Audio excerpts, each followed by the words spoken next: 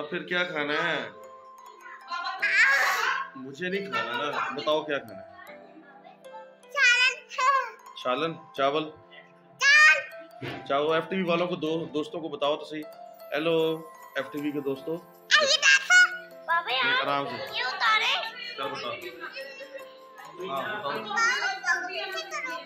कर दिया पीछे। हाँ क्या दोस्तों को बताओ क्या खा रहे हैं?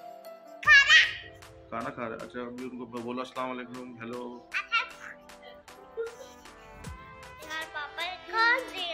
यार क्या खोल दूं यार, क्या रोमांस कर रहा है ये पकड़ी।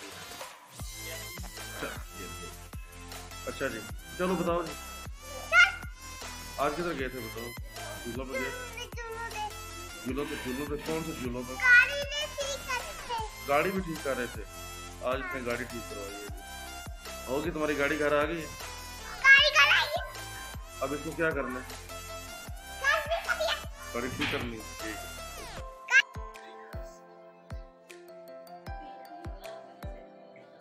क्या हुआ?